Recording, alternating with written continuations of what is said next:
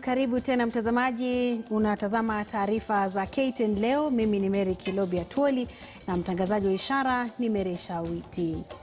Hebu fikiria mtazamaji, kuna janga la corona ambalo limeathiri kila mmoja wetu. Kisha ukumbwe na janga lingine la mafuriko. Ulazimike kufurusha kwako baada ya makazi yako kusombwa na maji. Hatimaye unaishia kwenye kambi ya wakimbizi wa ndani kwa ndani, na isitoshe mwana wako anaugua maradhi ya ajabu yasiojulikana. Ndio masaibu yanayomkumba mama mmoja kwa jina Nasra Mohamed, ambaye ni mwathiriwa wa mafuriko ambaye anaishi kwenye kambi ya Ziwani mjini Garissa. Inasemekana hawajui ugonjwa unaomwandama mwanawe Jama Faisal, ambaye amepooza miguu na kutia msumari moto kwenye kidonda. Hawana uwezo wa kugharamia matibabu yake. Mpaka sasa familia wanasema kwamba walipeleka katika hospitali ya rufaa ya Garissa, hawajapata matibabu yeyote. Na baada ya kukaa hospitali rufaa ya Garissa kwa miezi kama miwili ama miezi kama miwili, kwa mujibu wa mamake Mtoto, daktari aliwarifu kwamba haelewi ugonjwa wa mtoto huyo, na hivyo angehitajika kupeleka hospitali za Nairobi ama hospitali za miji mkuu. Hii shida ilikuwa imenianzisha niko mjamzito. Mimi ndio nilikuwa naumwa, nasikia vibaya.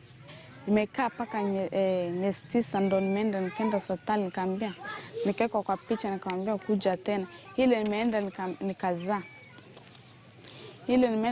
Kuzaa mtoto apumui, akapeleka kwa oxygen. Akaweka oxygen akakaa miezi 2. Alafu ndo tukatolewa, tukaambia pumzi yake iko sawa. And then tumeshindwa kuona ugonjwa wote. Tukaita mwalimu mwingine, tukamweka kwa dini, tukamaliza. Tukamwambia kuna kitu chochote tunaona. Tukamwita tena mzee mwingine, akatuambia kuna mashetani, lakini hiyo tukaona ni uongo. Tukaenda pale nyingine, tukamwambia hana mashetani, ni akona sijui pneumonia huko ndani. Alafu tumeenda hospitali tena, tukarudia. Daktari akasema kuna ugonjwa wote tunaona, hebu endeni nyumbani mjaribu. Shida yake ni kwa mguu na kifuani. Kifua ndo hapa inaenda chini alafu inarudi juu.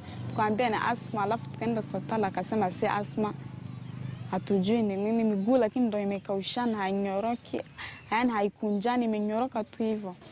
Sasa mimi nikiona mtoto rafiki yake amepona, anatambaa, mtoto tumezaa naye pamoja, mtoto wake sana anatambaa, wangu nipangalia hivi nataka kulia sana.